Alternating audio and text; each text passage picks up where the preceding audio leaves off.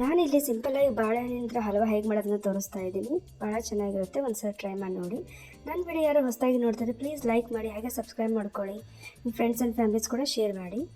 ನಾನು ಇಲ್ಲಿ ಪೂರ ಹಣ್ಣಾಗಿರೋ ನೇಂದ್ರ ಬಾಳೆಹಣ್ಣು ತೊಗೊಂಡಿದ್ದೀನಿ. ಎಷ್ಟು ಹಣ್ಣಾಗಿರುತ್ತೋ ಚೆನ್ನಾಗಿ ಬರುತ್ತೆ ಇದು.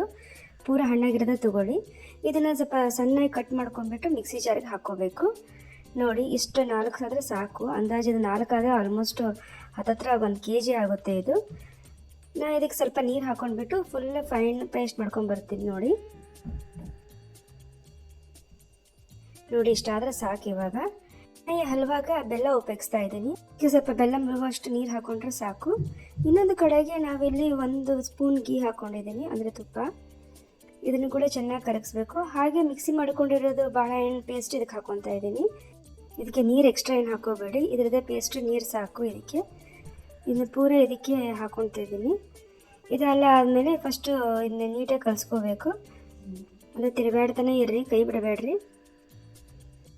ಇದಕ್ಕೆ ಎಕ್ಸ್ಟ್ರಾ ನಾವು ಕಾರ್ನ್ಫ್ಲೋರ್ ಆಗಲಿ ಅಕ್ಕಿ ಹಿಟ್ಟಾಗಲಿ ಏನೂ ಹಾಕಲ್ಲ. ಹಾಗೆ ಎಷ್ಟು ಚೆನ್ನಾಗಿ ಬಂದಿರುತ್ತೆ ಅಂತ ತೋರಿಸ್ತಿದ್ದೀನಿ. ಈ ಕಡೆ ಬೆಲ್ಲ ಕರಗಕ್ಕೆ ಇಟ್ಟಿದ್ವಲ್ಲ, ಅದು ಕೂಡ ಸ್ವಲ್ಪ ಕರಗ್ತಾ ಇದೆ, ಇನ್ನೂ ಕರಗಬೇಕು ಆ್ಯಕ್ಚುಲಿ. ಇವಾಗ ಇನ್ನೊಂದು ಸ್ವಲ್ಪ ತುಪ್ಪ ಹಾಕ್ಕೊತಿದ್ದೀನಿ. ನೋಡಿ ನಾನು ಇಲ್ಲಿ ಇದನ್ನು ಕೂಡ ತುಪ್ಪ ಹಾಕ್ಕೊಂಡ್ಬಿಟ್ಟು ಸ್ವಲ್ಪ ತಿರುಗಾಡಬೇಕು. ಇದಕ್ಕೆ ಒಮ್ಮೆ ತುಪ್ಪ ಹಾಕ್ಕೋಬೇಡಿ, ಸ್ವಲ್ಪ ಹಾಕ್ಕೊಂಡ್ಬಿಟ್ಟು ಕಲಿಸ್ತಾ ಹೋಗಿ. ಬೇಕಂದರೆ ಹಾಕ್ಕೋಬೋದು ಎಕ್ಸ್ಟ್ರಾ. ನೋಡಿ ಇವಾಗ ಇದು ಕರಗಿದೆ ಬೆಲ್ಲ ಕೂಡ. ನೋಡಿ ಇವಾಗ ಇಷ್ಟು ಕರಗಿದ್ರೆ ಸಾಕು. ಇವಾಗ ಜಸ್ಟ್ ಬೆಲ್ಲ ಕರಗಿದ್ರೆ ಸಾಕು, ಬೇರೆ ಏನು ಬೇಡ. ಇದು ನೋಡಿ ಇವಾಗ ಆಗಿದೆ. ಇವಾಗ ಇದಕ್ಕೆ ನಾನು ಸಿರಪ್ ಇತ್ತಲ್ಲ ಅದನ್ನ ಹಾಕ್ಕೊತಿದ್ದೀನಿ. ನೋಡಿ ಇವಾಗ ನೀವು ಬೆಲ್ಲ ಪ್ಯೂರ್ ಇದ್ದರೆ ಪರವಾಗಿಲ್ಲ, ಏನಾದರೂ ಸ್ವಲ್ಪ ಏನಾದರೂ ಕಸ ಥರ ಇರ್ತದೆ ಸೋಸ್ಕೊಂಡು ಹಾಕ್ಕೊಳ್ಳಿ. ನಾನು ಇಲ್ಲಿ ಪ್ಯೂರ್ ಇರೋದೇ ಬೆಲ್ಲ ತೊಗೊಂಡಿದ್ದೀನಿ, ಸೊ ಹಾಗಾಗಿ ಕಸ ಏನೂ ಬಂದಿಲ್ಲ ಇದರೊಳಗೆ. ನೋಡಿ ಇವಾಗ ಚೆನ್ನಾಗಿ ಕಲಿಸ್ಕೋಬೇಕು. ನೀಟಾಗಿ ಹಣ್ಣು ಮತ್ತು ಬೆಲ್ಲದ ಪಾಕ ಎಲ್ಲ ನೀಟಾಗಿ ಬ್ಲೆಂಡ್ ಆಗಬೇಕು ಇದ್ರ ಜೊತೆಗೆ. ಇದನ್ನ ಎಕ್ಸ್ಟ್ರಾ ಕಾರ್ನ್ಫ್ಲೋರ್ ಆಗಲಿ ಅಕ್ಕಿ ಹಿಟ್ಟಾಗಲಿ ಏನೂ ಹಾಕಲ್ಲ. ಹಾಗೆ ನೋಡಿ ಎಷ್ಟು ಚೆನ್ನಾಗಿರುತ್ತೆ. ನೀವು ಇದನ್ನ ಹಲ್ವಾ ಥರ ಬೇಕಿದ್ರೆ ಹಾಗೆ ತಿನ್ಕೋಬೋದು, ಇಲ್ಲಾಂದರೆ ಬರ್ಫಿ ಥರ ಮಾಡು ಕೂಡ ತಿನ್ಬೋದು. ಎರಡೂ ಚೆನ್ನಾಗಿರುತ್ತೆ. ಹಲ್ವಾ ಆದರೆ ಸ್ವಲ್ಪ ಗಟ್ಟಿ ಬರಮಡನೂ ಕಲಿಸ್ತಾನೆ ಇರಬೇಕು. ನಾನು ಬರೀ 3 ಇಂಗ್ರೀಡಿಯೆಂಟ್ಸ್ ಅಂತ ತೋರಿಸ್ತಾ ಇದ್ದೀನಿ. ನೋಡಿ ಇದು ಇವಾಗ ಆಗಿದೆ. ನಾನು ಇವಾಗ ಇದಕ್ಕೆ ಇಷ್ಟ ಆದಮೇಲೆ ಗೋಡಂಬಿ ಹಾಕ್ಕೊತಾ ಇದ್ದೀನಿ ಇಲ್ಲಿ. ಹಾಗೆ ಸ್ವಲ್ಪ ಏಲಕ್ಕಿ ಪುಡಿ ಹಾಕ್ಕೊತಿದ್ದೀನಿ. ಕನ್ಸಿಸ್ಟಿ ಬಂದಮೇಲೆ ಇವೆಲ್ಲ ಹಾಕ್ಕೋಬೇಕು. ಆಮೇಲೆ ನಾನು ಇಲ್ಲಿ 1 ಸ್ಪೂನ್ ತುಪ್ಪ ಹಾಕ್ಕೊಂಡಿದ್ದೀನಿ. ಇದೆಲ್ಲ ಹಾಕ್ಬಿಟ್ಟು ಚೆನ್ನಾಗಿ ಮಿಕ್ಸ್ ಮಾಡ್ಕೋಬೇಕು. ಇದು ಸ್ವಲ್ಪ ಗಟ್ಟಿಯಾಗಿದೆ ನೋಡಿ. ಇವಾಗ ಸ್ವಲ್ಪ ತಳ ಹಿಡಿತಾ ಇರುತ್ತೆ, ಸ್ವಲ್ಪ ಹುಷಾರಾಗಿ ಮಿಕ್ಸ್ ಮಾಡ್ಕೊತಾ ಇದ್ದೀವಿ, ಕೈ ಮಾತ್ರ ಬಿಡಬೇಡಿ.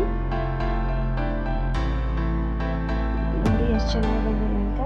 ಇದು ಮಾಡೋ ಹೊತ್ತಿಗಷ್ಟೇ ಕಷ್ಟ ಅನಿಸುತ್ತೆ, ಆಮೇಲೆ ಟೇಸ್ಟ್ ತಿಂತಿರುವಾಗ ಸೂಪರಾಗಿರುತ್ತೆ. ಇವಾಗ ನಾನು 2 ಸ್ಪೂನ್ ತುಪ್ಪ ಹಾಕ್ಕೊತಾ ಇದ್ದೀನಿ. ನೋಡಿ ನಿಮಗೆ ಎಷ್ಟು ಬೇಕನ್ಸುತ್ತೆ ನೋಡ್ಕೊಂಡು ಹಾಕೊಳ್ಳಿ ತುಪ್ಪ, ಎಲ್ಲ ಒಟ್ಟಿಗೆ ಹಾಕ್ಕೋಬೇಡಿ. ಸಿಂಪಲ್ ರೆಸಿಪಿಗೆ ಪ್ಲೀಸ್ ಲೈಕ್ ಮಾಡಿ, ಹಾಗೆ ಸಬ್ಸ್ಕ್ರೈಬ್ ಮಾಡ್ಕೊಳ್ಳಿ.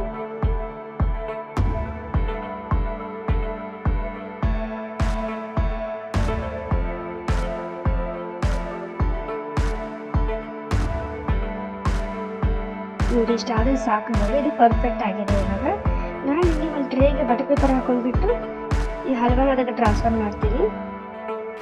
ನೋಡಿ ಇಷ್ಟು ಗಟ್ಟಿ ಆದರೆ ಸಾಕು. ತಣ್ಣಗಾದ್ಮೇಲೆ ಇನ್ನೊಂದು ಸ್ವಲ್ಪ ಗಟ್ಟಿ ಬರುತ್ತೆ. ಇನ್ನೊಂದು ಸ್ವಲ್ಪ ಗಟ್ಟಿ ಸ್ಟಿಕ್ಕಿನೆಸ್ ಬೇಕಂದರೆ ಇನ್ನೊಂದು ಸ್ವಲ್ಪ 1-2 ನಿಮಿಷ ಚೆನ್ನಾಗಿ ಕುದಿಸ್ಕೊಳ್ಳಿ. ಅವಾಗ ಇನ್ನೊಂದು ಸ್ವಲ್ಪ ಸ್ಟಿಕ್ಕಿನೆಸ್ ಆಗಿ ಗಟ್ಟಿಯಾಗಿ ಬರುತ್ತೆ. ನಿಮ್ಮ ಕಡೆ ಇದು ನೋಡಿಲ್ಲ ಅಂದರೆ ಒಂದು ಪಾತ್ರೆಗೆ ಟ್ರಾನ್ಸ್ಫರ್ ಮಾಡ್ಕೊಳ್ಳಿ, ಏನು ತೊಂದರೆ ಇಲ್ಲ, ಏನು ಡಿಫ್ರೆನ್ಸ್ ಏನು ಆಗಲ್ಲ. ಇದಕ್ಕೊಂದು ಸ್ವಲ್ಪ ಟ್ಯಾಪ್ ಮಾಡಿಬಿಟ್ಟು ಮೇಲೆ ಸ್ವಲ್ಪ ಈಕ್ವಲ್ ಲೆವೆಲ್ ಮಾಡ್ಕೊಂಡ್ಬಿಟ್ಟು ಈಗ ಸ್ವಲ್ಪ ಕೂಲ್ ಆಗಕ್ಕೆ ಬಿಡಬೇಕು. ಅದಕ್ಕೆ ಮುಂಚೆ ಮೇಲೆ ನಾವಿಲ್ಲಿ ಗೋಡಂಬಿ ಎಲ್ಲ ಸ್ವಲ್ಪ ಡೆಕೋರೇಷನ್ ಆಗಿ ಬೇಕಾದ್ರೆ ಎಕ್ಸ್ಟ್ರಾ ಬೇಕಾದ್ರೆ ಹಾಕ್ಕೋಬೋದು. ಸ್ವಲ್ಪ ಚೆನ್ನಾಗಿ ಕಾಣಿಸುತ್ತೆ, ಟೇಸ್ಟ್ ಕೂಡ ಚೆನ್ನಾಗಿರುತ್ತೆ. ಸ್ವಲ್ಪ ಕೂಲ್ ಆಗಿಬಿಟ್ಮೇಲೆ ಕಟ್ ಮಾಡಿದ್ಮೇಲೆ ಚೆನ್ನಾಗಿ ಬರುತ್ತೆ. ನೋಡಿ ಇಷ್ಟು ಬಂದಿದೆ. ನಿಮಗೆ ವಿಡಿಯೋ ಇಷ್ಟ ಆಗಿದ್ರೆ ಪ್ಲೀಸ್ ಲೈಕ್ ಮಾಡಿ, ಹಾಗೆ ಸಬ್ಸ್ಕ್ರೈಬ್ ಮಾಡ್ಕೊಳ್ಳಿ.